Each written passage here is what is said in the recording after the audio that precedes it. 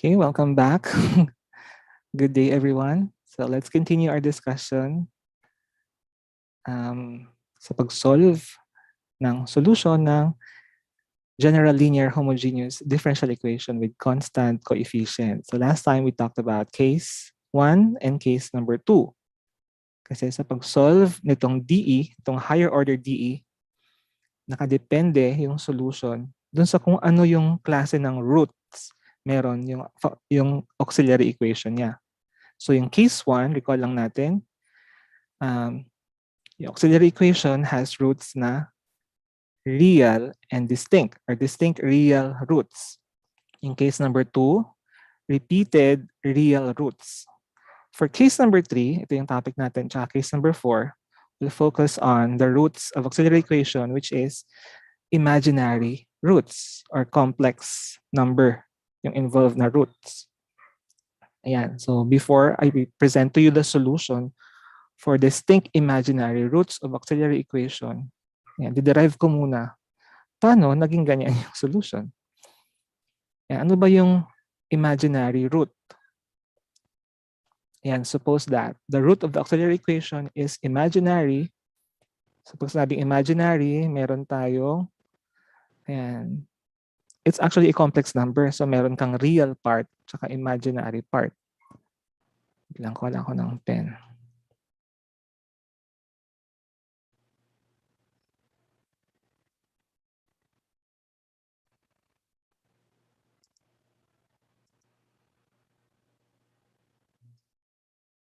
Yeah, so say for instance, this one, a plus or minus bi. So this is a complex number. Ayan. Meron siyang imaginary unit. Yung I is the imaginary unit. So a complex number is composed of, two parts. Yung real part, tsaka imaginary part. So nabanggit dito, if the root is imaginary, say for instance, a plus bi, it should be noted na yung kanyang conjugate is also a root. Kaya na nilagay ko na dito, a plus or minus bi. Yung a is numerical to ha, na constant. Yan, I is the imaginary unit. Tandaan na this is a complex number. You will learn more about complex number sa advanced engineering mathematics. So ito medyo papiaw lang. Now, if you have this kind of root, imaginary root siya, yan, distinct, kasi plus or minus, di ba? Pagka magkaiba yung sign nila, so unique yung root na yan. Clear ko nga muna ulit.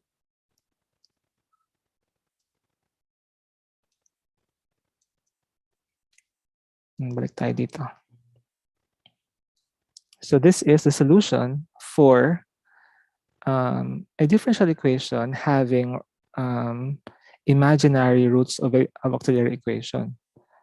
And y sub c, complementary solution or general solution, is equal to c sub 3 e raised to a plus or minus bi times x plus c sub 4 e raised to a minus bi times x. Ayan, so ito yung kanyang conjugate. Pag sabing conjugate, if this is an imaginary root, yung negative lang ng imaginary part.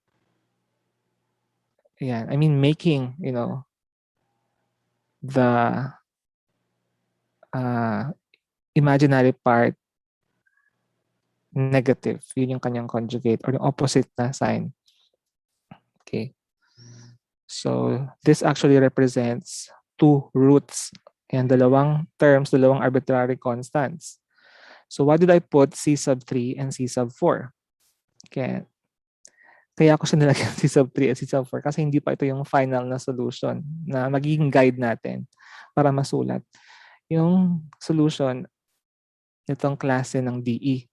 Kasi simplify pa natin. So we don't want to see imaginary units dun sa solution. So simplify natin ito.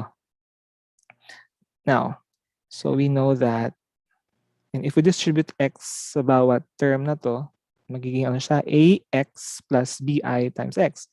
So factoring exponential function having, two terms na exponent, equivalent yan sa e raised to ax times b times e raised to bix. Ganun din dito sa second term, di ba? E raised to ax minus bi times x can be factored into e raised to ax times e raised to negative bix. Now, dahil may imaginary unit siya, we need to simplify. We need to transform this solution into a form na hindi na natin makikita yung imaginary unit at pwede natin siyang ipasok doon sa arbitrary constant kasi arbitrary constant, kaya nga siya tinawag na arbitrary kasi it could represent any type of constant or number. So from calculus, yung e raised to I theta, tandaan na yung I dyan is imaginary unit and theta is the argument, and is defined as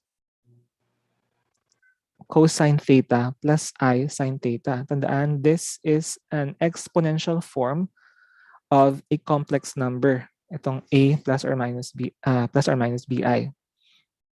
At ito naman, equivalent niya na cosine theta plus I sine theta is the rectangular form or trigonometric form ng complex number. And we also refer to as the Euler equation. Yung tawag natin dito is Euler equation. Nang gamit itong idea, we can be able to simplify this solution. Illustrating Euler equation. Now, if we have e raised to I times ax, tandaan na I is imaginary unit, a is a constant, x is a variable. So, in this case, yung theta natin dito is ax. So, the equivalent of e raised to I times ax is cosine of ax plus imaginary unit na I times sine of ax. Now, if we have e raised to I times a, ano ba equivalent ito para lang ma-determine natin ano ba yung katulad nitong cosine of a negative number. So, in here, we have theta equivalent to negative a. So yung argument is negative a. Its equivalent is cosine of negative a plus I sine of negative a. The same na format lang ginamit natin. But it's actually, if you are to determine, yung gamit yung calculator ninyo, pwede nyo i-check yan, yung cosine of negative number is equal to cosine of its positive. Yan, pwede nyo itry, kunyari, cosine of negative 90. Equal yan sa kung ano man yung value ni cosine of positive 90. Yan, pwede nyo i-check yan. Ngayon, pag sinabi naman natin na sine of a negative number, sine of negative number is equal to the negative of sine of its positive. Yan, for instance, di ba meron tayo, yung a natin is 90 ulit. So sine of negative 90 is equal to negative sine of positive 90. So, ganun. Para mag-equal siya. Kasi, pag kinuha mo to, the result actually is, try nyo sa calculator ninyo para makita nyo na, okay, pag sine function, sine ng negative, equal siya, mag-equal lang siya. Kapag kinuha mo naman yung positive niya, diba, sine of the positive number, multiply mo lang ng negative 1 para mag-equal dun sa sagot ni sine of negative number. Ayan, so hindi kayo malito. So pag cosine, cosine of negative is equal to cosine of its positive. And then sine of negative is equal to negative of the sine of its positive value. Letter C. So gamit itong idea na, di ba, from here, pag sinabing e raised to a plus bi times x, by factoring this will give us e raised to ax times e raised to bix. Since yung unang factor na e raised to ax, wala namang imaginary unit ito, so we just copy this. And itong second na factor na e raised to bi times x, meron siyang imaginary unit dito and can be written equivalently na in terms of Euler function na itong illustration. So cosine of bx. Bakit bx? Kasi yung theta natin dito is b times x. Yan. So napunta yung imaginary unit, doon siya sa second term, plus I sine of b times x. Okay, so ganun lang yung idea natin. So the general solution for a differential equation having distinct imaginary roots of auxiliary equation is, tandaan na, yung tinutukoy ko dito is a plus or minus b I na root. So this is the solution, e raised to ax times the quantity c sub 1 cosine of bx plus c sub 2 sine of bx. Ayan, ano ba yung a na to? Yung a, yun yung real part. Yung b is yun yung number na kasama ng imaginary unit. Tandaan niyo. So bakit nawala na dito yung I? So yun yung baka yung tatanungin niyo yan, di ba? Sir, saan punta yung imaginary unit?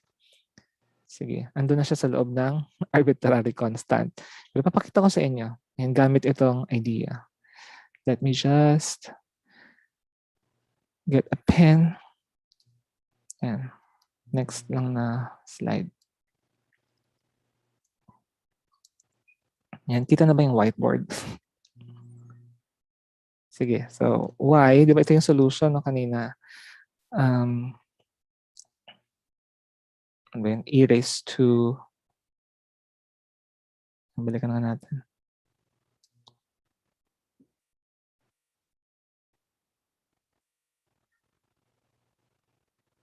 Okay, wait lang guys. Hindi ko makita yung ballpen.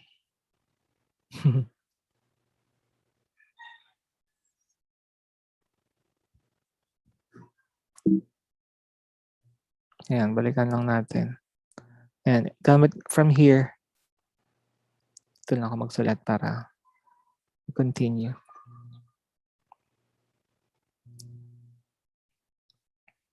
Okay, from this idea, bakit ko siya pinalitan ng C sub 1 dito?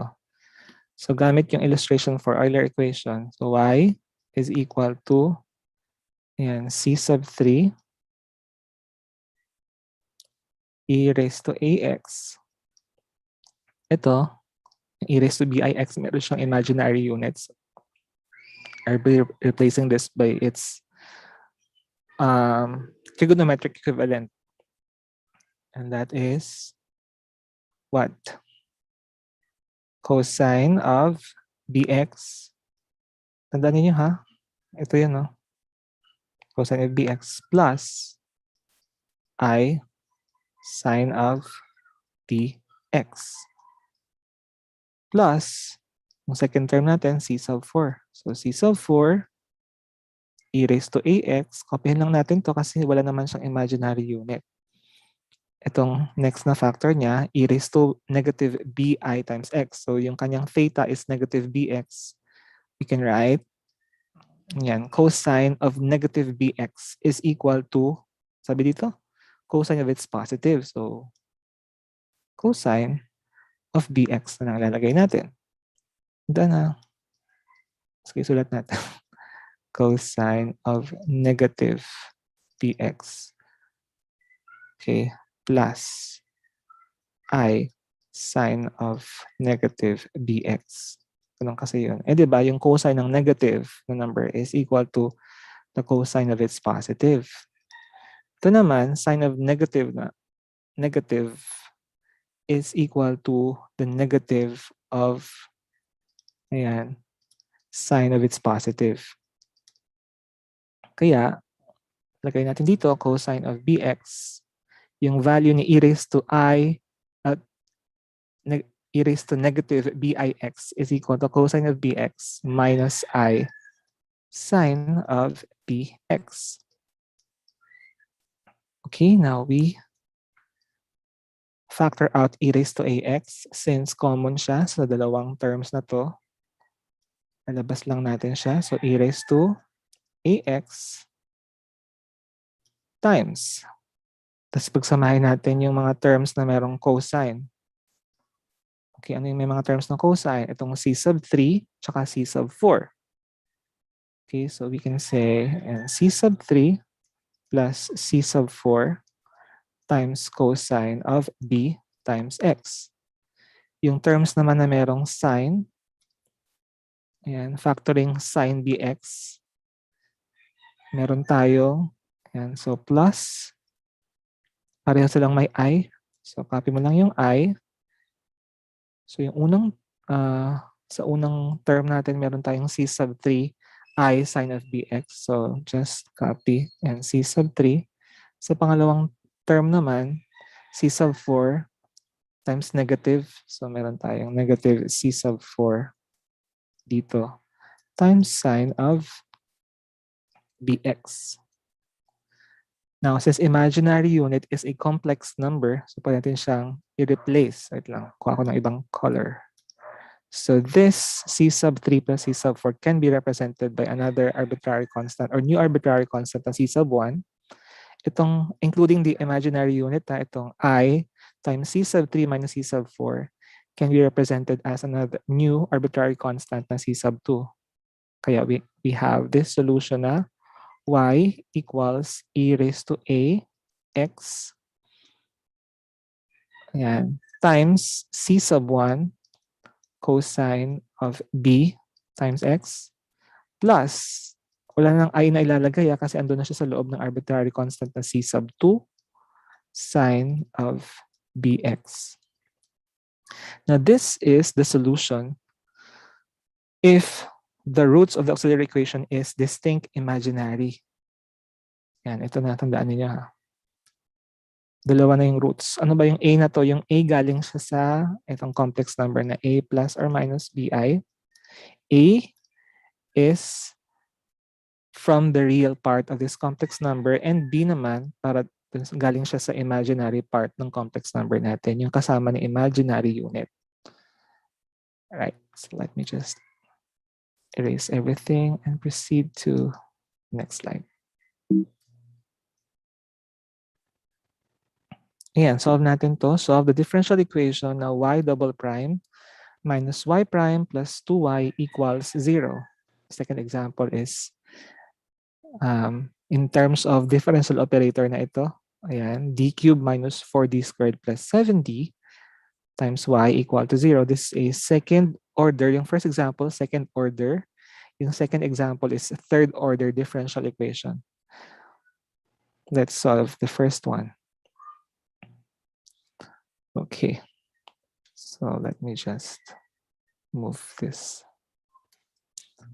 Unang gagawin natin, ano, guys, we are to, since naka-prime notation ito, let's write its differential operator na format, na form. Okay, let me just change the color to black. So, yung y double prime, yan ay d squared y. Yung y prime is dy, yan, plus 2y equal to 0. And factoring y, so we have this d squared minus d plus 2 and times y equal to 0.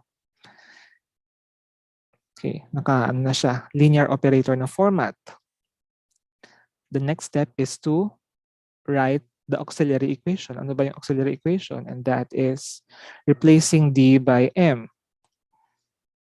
So in here we have m squared minus m plus 2 equal to 0. Next step is to find the roots of this auxiliary equation. Ano ba yung value ni m? Since m squared ito, dalawa yung roots na nire-represent. Okay, so check ninyo kung pwede siyang i-factor by inspection. So yung last term is positive 2. Ano ba yung factors ni positive 2? Positive 2 times positive 1. Negative 2 times negative 1. Eh yung middle term mo is negative m. So hindi pwede siyang makuha lang ng by inspection. So we try to use the quadratic formula in finding for the roots. Ano nga ba yung quadratic formula? It's negative b plus or minus square root of b squared minus 4ac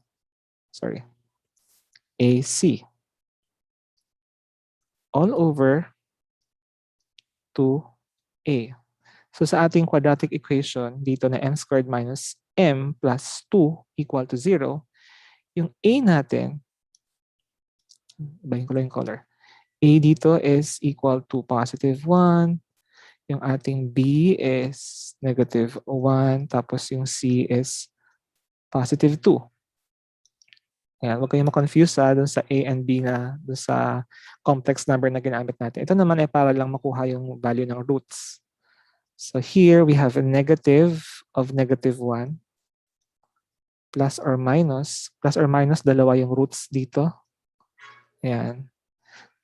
Square root of B squared. Rektahan natin na negative 1 squared is positive 1 minus 4 times 1 times 2 all over 2 times 1. So meron tayong root na, and negative times negative 1 is positive 1 over 2. Kaya meron tayong 1/2 sa unang term plus or minus. Yan, 1 minus. Yan, 4 times 2, 8. So we have square root of negative 7 over 2. Eh di ba, pag sinabi natin na square root of negative number, imaginary yan. Okay, recall lang natin na pag sinabing imaginary unit equal to sa square root of negative 1. Saan siya nanggaling? Sa idea na I squared is equal to negative 1. Basta ito, i-explain ko to kapag nasa advanced engineering mathematics na tayo. na kayo. Okay, sige. So here, factoring square root of negative 7. Pag sinabing square root of negative 7, equal yan sa square root of negative 1 times square root of 7. Yung square root of negative 1 is equal yan sa I. So I square root of 7. A square root of 7 times I. So we can replace this as here. So we have 1/2 plus or minus square root of 7 over 2 times I. Right? Sige. So dito sa ating root na sulat, yung A natin, sulat ko lang ha, is 1/2. Yan, itong real part. Tapos yung B naman natin is square root of 7 over 2. Para lang masulat natin yung solution na, tandaan na, kasi ito ay second order eh. So we have e raised to ax times c sub 1 cosine of b times x plus c sub 2 sine of bx. Now, plug in na natin yung value ni A and B para karoon na tayo ng ating solution. Ayan. So y is equal to e raised to ax. A is 1/2. So we have x over 2 times c sub 1 cosine of, ano yung b? Square root of 7 over 2 times x. Ayan. Plus c sub 2 sine of square root of 7 over 2x. Okay, ayan na. So box lang natin. This will be our solution sa problem na, okay, y double prime minus y prime plus 2y equal to 0. Okay, now let's proceed to the next example. Yan, kopyahin nyo muna. Check nyo. Sige, let's now proceed to the next slide.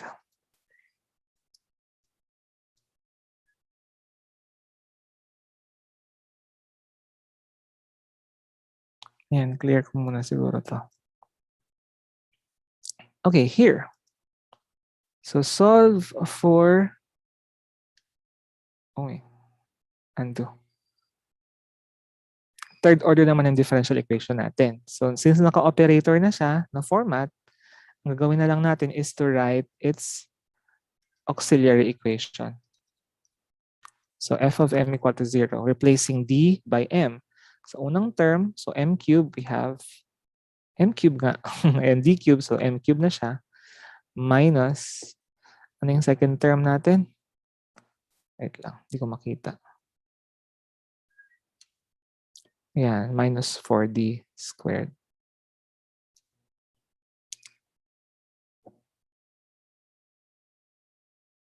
So magiging ano siya? 4m squared plus 7m equal to 0.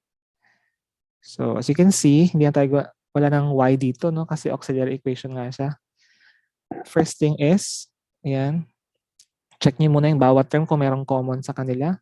Oh, lahat sila may m. Pwede natin i-factor out yung m. So m times m squared minus 4m plus 7. Tatlo yung roots nito ha. So dahil na-factor out na si m, ibig sabihin yan, one of the roots is equal to 0. Tapos ito naman, equate ito sa 0. So m squared minus 4m plus 7 equal to 0. The same na case din, katulad nung kanina. Tingnan natin na yung third term kasi is positive 7. So ano yung mga factors ni positive 7? So we have 7 times 1, tsaka negative 7 times negative 1. Kapag pinag-add mo yan, it will not give you negative 4m. So, kapag ganyan na hindi mo siyang kayang i-factor using factor grid or yung inspection, ang gagawin natin is we utilize the quadratic formula. So to solve for the roots. So m is equal to negative b. Tandaan yung formula ha. So negative b plus or minus square root of b squared minus 4ac. So itong ABC na to, yun yung coefficients. Ayan. Yung A is coefficient ni m squared. Yung B is coefficient ni m. Tapos yung C naman, yun yung constant. All over 2A. So m is equal to negative b. Ano yung b natin? It's negative 4. So dapat isama mo yung sign. So negative of negative 4 is positive 4. Plus or minus square root of b squared. Ano yung b ulit? Negative 4. Negative 4 squared. The answer is positive 16. Minus 4 times a. A mo is 1. So lagay natin dito. Yung c natin is 7. So times 7. All over 2 times a. 2 times 1. So all over 2. So proceed tayo dito. So the root is, so 4 divided by 2 is positive 2 plus or minus, sa loob ng square root meron tayong 16 minus, 4 times 7, 28. So 16 minus 28 is square root of negative 12. Over 2. Pwede pa itong i-simplify, guys. Pag sinabing square root of a negative number, ibig sabihin involved na yung imaginary unit. So complex siya. Meron kang I dyan. So recall lang natin, square root of negative 1 is imaginary unit. So if we factor out square root of negative 12, it will give us square root of 12 times square root of negative 1. And that will be square root of 12 times I. So plug in lang natin dito. Itong square root of 12, pwede pa itong ma-factor, ma-simplify. Diba? Ano ba yung factors ni 12? 4 and 3. So square root of 4, 2. So 2 square root of 3, times I. Plug in lang natin dito.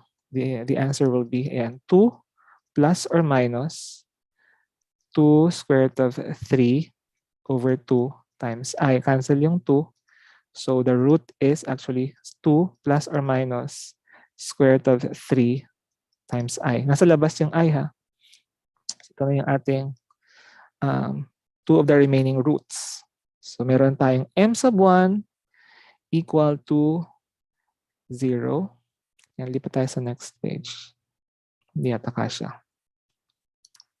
Dahin ko lang ng kulay. So meron tayong first na root natin, m sub 1 equal to 0.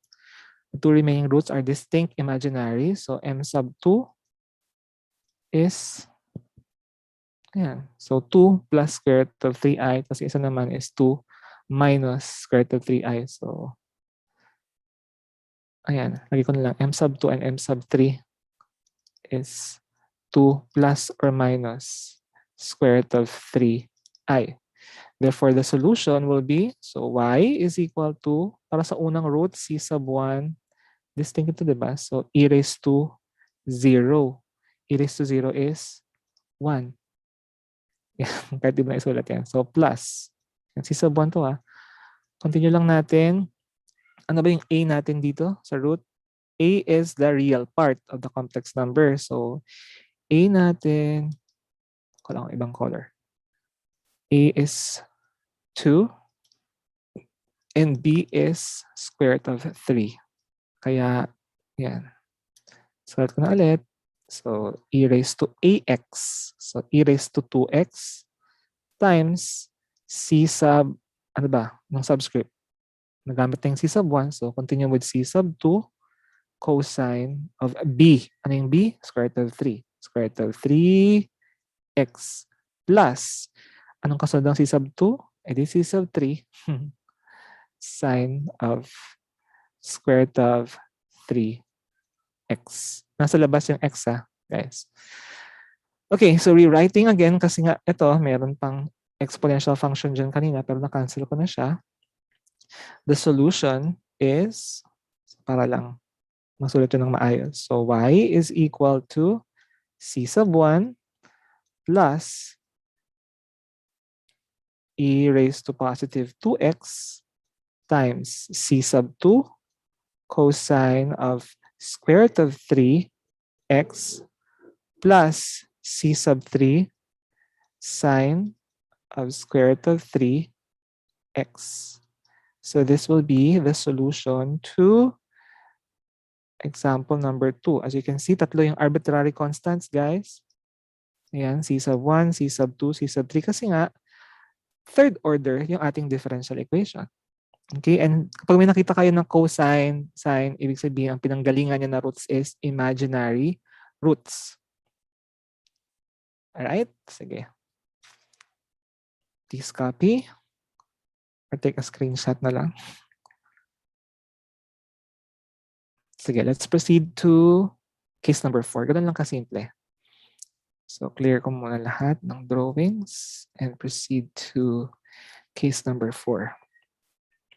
So, sa case number 4, it is repeated imaginary roots of auxiliary equation.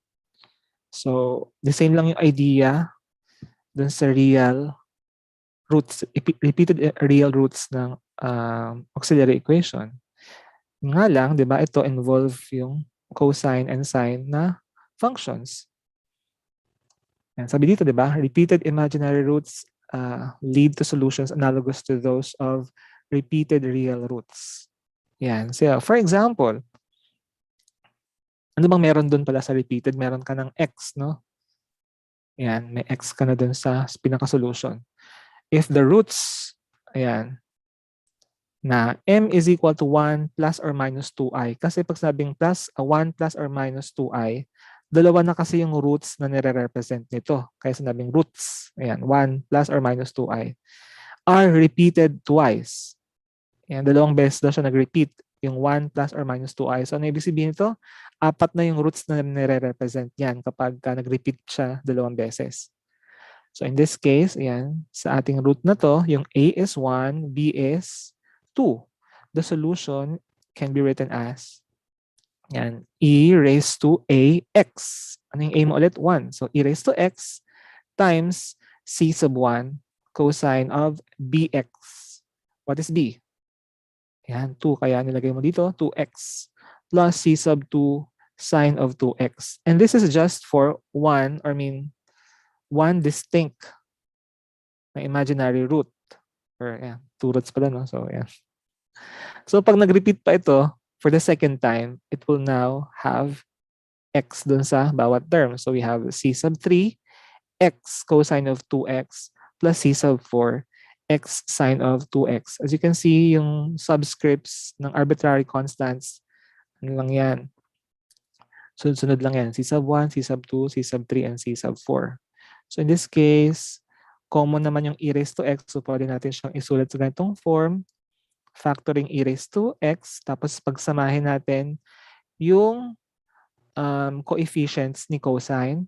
At pagsamahin din natin yung coefficients ni sine. So, anong nangyari? So, we have c sub 1, ayan, plus c sub 3x. So, ito na ngayon yung coefficient ni cosine of 2x. Sa pangalawang term naman, kung pinagsama na natin yung coefficients ni sine 2x, we have here, so c sub 2 plus c sub 4x. This is how you write your solution if itong roots na to, na imaginary roots, nag-repeat siya for the second time. Now, what if tatlong beses nag-repeat yung roots na yan? How do you write? Sige. Sulat natin. So for instance, kung yung root na to, di ba, 1 plus or minus 2i, nag-repeat siya, ayan, 3 times, tatlong beses. Anong ibig sabihin nito, guys? Saan siya nanggaling? Anong order ng DE yung pinanggalingan nito? Kapag 3 times? Any clue? Sixth order. Ayan, kasi ito pa lang, na 1 plus or minus 2i, second order yung pinanggalingan niya. Second order DE. Kapag dalawang beses nag-repeat siya, kapag 2 times, anong pinanggalingan niya? Fourth order. Anong fourth order yan, sir? Ito, yan, d raised to 4. Yun yung pinanggalingan niya. Ito naman d raised to 6. Sige, burahin ko muna ulit. So, sige, sulat ko ulit. M equals 1 plus or minus 2i. Nag-repeat siya thrice or 3 times. Yung A natin dito is 1. Our B is 2. So your solution will be, pwede yung simplified form na lang. Y is equal to e raised to ax. Ano yung A mo? 1. So e raised to x times. So dahil sa tatlong beses siya, so yung pinakamataas na power na x na makikita natin dito is x squared. Okay? So C sub 1 plus C sub yung subscripts kapag ka-cosine. Depende kung yun yung inuna natin. So add yung subscript. So C sub 1, C sub 3, x plus C sub 5, x squared. Times cosine of bx. So cosine of 2x. Plus e raised to x. And for sine naman, yung subscripts ni arbitrary constant, even. So C sub 2 plus C sub 4, x plus C sub 6, x squared, sine of 2x. So this is how you write your solution kapag yung roots na imaginary roots nag-repeat ng tatlong beses. Okay? So, anong ulit? Nanggaling siya sa 6th derivative or sa 6th order na DE. 6, so 6 na arbitrary constants. 1, 2, 3, 4, 5, 6. Ganun lang yan. Okay? Sige, let's try to solve one example. Clear ko lang muna. Okay, here. So, repeated imaginary roots of auxiliary equation. Example number 1. So, yung given natin na DE is, yan, 6th order differential equation. Naka-D operator na siya or linear operator format. Ito ay homogeneous dahil sa yung right side ng equation mo is 0. Linear siya. Yan, linear operator with constant coefficient. Bakit linear? Ano ulit yung linear? Yung degree ng mga derivatives na present is first degree. I mean, yung exponent nila is 1. Tapos yung mismong dependent variable na involved, yung kanyang, ano ulit? Yung kanyang degree or exponent is 1. So yung palatandaan na siya ay linear. Itong d raised to 6, yung 6, hindi yan exponent. Yan yung order ng DE. Yan, ibig sabihin yan 6th derivative, 4th derivative, 2nd derivative. Okay, maliwanag na ha, nire-recall lang natin. So dahil siya ay naka-D operator na, what we will do is we replace D by M.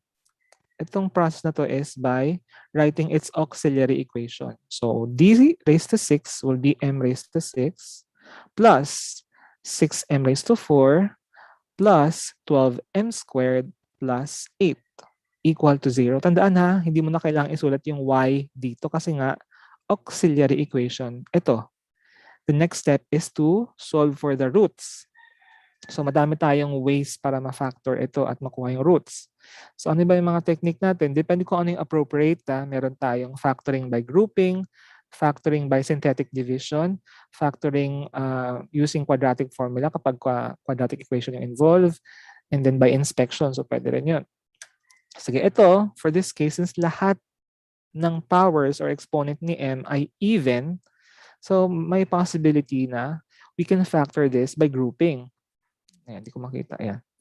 So, and then, makita nyo naman yung coefficients, no? So, 6, 12, 8. So, even din sila. Now, we can group into two groups. We can put this into two groups. M raised to 6, i-partner ko siya kay 8 kasi if you can actually observe, yung 8 is a perfect cube. Yung m raised to 6 is perfect cube din to. Yung in terms of its power, ha. Itong 6m raised to 4 tsaka 12m squared, may common sa kanila. Ang common factor is 6 tapos m squared. Sige, so yan. Ilagay ko na dito. So m raised to 6 plus 8 is my first term. Naka-group na siya. So pag nag-group tayo, nilalagay natin ng parenthesis or any grouping symbol.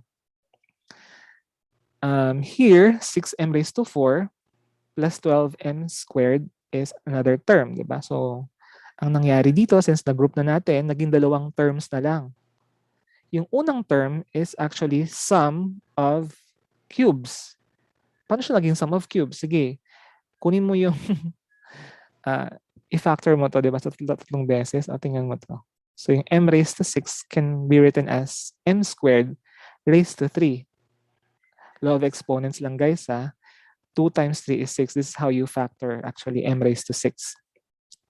Kunin mo yung cube root ni 8, and that is 2. 2 times 2 times 2, so you get 8. Kaya naging sum of cubes itong ating unang term.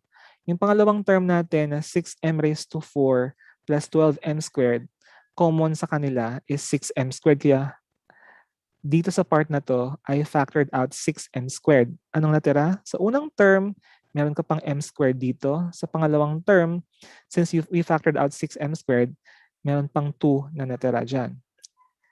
Now, before we can see the common factors in the two terms, expand muna natin to. Ano ba yung factor kapag ka sum of two cubes? Yan, sum of cubes. So how do you write? Yung root nila, di ba, yung cube root. So m squared, it will be m squared plus 2.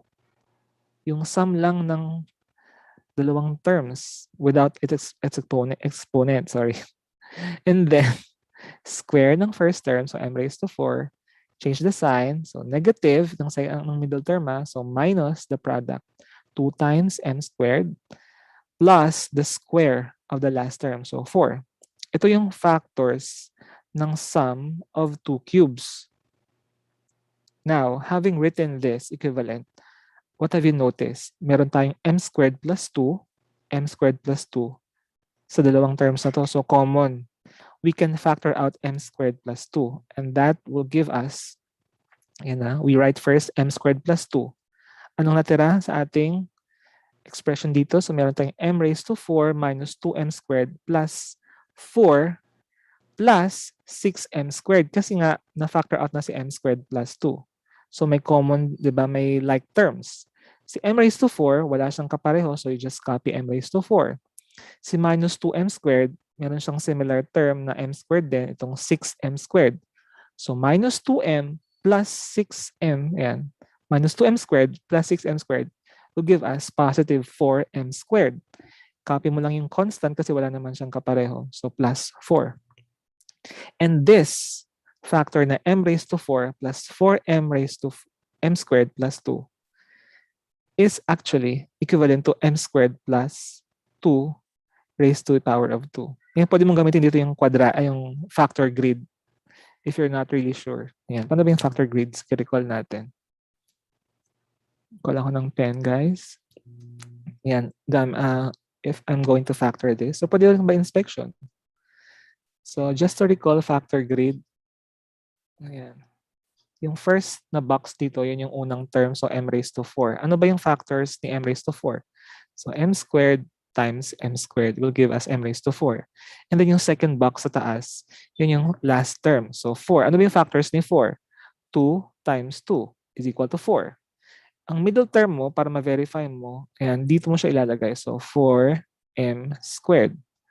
So, paano siya ma-determine na tama nga na 4m squared siya? Yung multiply lang this one. So, 2 times m squared is 2m squared. 2 times m squared is 2m squared. And then here, you are going to add itong part na to. 2m squared plus 2m squared is 4m squared. So, validated na tama itong factors natin. So, meron tayong m squared plus 2 times m squared plus 2, which is, yan, ito na. Tatlo sila magkakapareho, no? So, you can write in this format. M squared plus 2, ayan, quantity or parenthesis raised to 3 equal to 0. So, ibig sabihin, if isolate m squared plus 2 equal to 0, this will give us a root na imaginary. So, transpose mo to. So, m squared equals negative 2. So, m is equal to plus or minus square root of negative 2. Dalawang roots to ha. Yung a dyan is 0. Is square root of negative 2, ibig sabihin it will represent imaginary number. Square root of negative 2 is equal to square root of negative 1 times square root of 2, and that is square root of 2 times I. Ganun lang. Sige. Burahin ko na muna ito para makita niyo yung succeeding part ng solution. Okay. Continue natin. Ito na guys. Ayan. So plus or minus square root of 2 times I. Ito na yung root. Nag-repeat siya 3 beses. Yung A natin is 0 since wala kang real part. B is square root of 2. Yan yung kasama ni imaginary unit. Now, what will be our solution? 3 beses nag-repeat. So, 6 na arbitrary constants yan. Wala ka ng exponential function dito dahil sa yung A mo is 0. Kasi e raised to 0 is equal to 1. Now, writing, yung unang term natin, yun yung involve yung cosine na function. So, cosine of square root of 2x. Yung pangalawang term naman, involve yung sine function. Ano yung mga subscripts? Kapag cosine, since nauna siya, ayan, c sub 1, mga odd yung subscript. C sub 1 plus c sub 3x plus c sub 5 x squared. Ayan, plus c sub 2 plus c sub 4x plus c sub 6x squared times sine of square root of 2x. Okay, so yan lang po. May instance na pwedeng mag-iba yung subscript, guys. Pwedeng even naman yung subscript ni cosine kung sakali lang na meron, kunyari, sige, magiging ako ng example. Wala ako ng ballpen, guys. Yan, say for instance, 7, di ba? So sa 7th order tayo, 7th order pinanggalingan. Yung unang root na nakuha ko distinct, for example, so 2, m sub 1. And the rest na roots, nag-repeat siya na imaginary roots, nag-repeat. So ito, gamitin natin tong idea. Sige. So m is equal to plus or minus square root of 2 times I. Nag-repeat siya ng 3 beses. So kung ito yung aking m sub 1, so mag-iba yung subscript lang guys ha. Mag-start tayo sa unang root. So y is equal to, for the first root, c sub 1 e raised to 2x. Okay. If we continue, di ba, with this type of root na imaginary root, yan, so plus, ano yung a natin? 0. So wala ka nang ilalagay dyan na exponential function. So ang mangyayari lang, yung mga coefficients ni cosine will have an arbitrary constants na even subscript. So c sub 2 plus c sub 4 x. 3 beses ha. So yung pinakamataas na power ni x dyan is 2 plus c sub 6 x squared times what? Cosine of square root of 2x. And then for the third term or last term, plus, ano mangyayari? Imbis na even, naging odd na yung subscripts ni arbitrary constant. So ano lang natin? So c sub 2, no? So c sub 3 tayo mag-start. Plus c sub 5x plus c sub 7x squared. Tandaan na, since 7th order yung pinanggalingan mo, so 7 yung arbitrary constants. Ayan, times sine of square root of 2x. So, ganun lang. That's it for today. Any questions? So, 4 na cases na ha. The next topic will be about solving for non-homogeneous yung meron ng right side ng equation, guys. Kasi ito, homogeneous. Ito linear homogeneous differential equation. Sige. Try ko nga Ayan. Hello. So, yung next topic natin,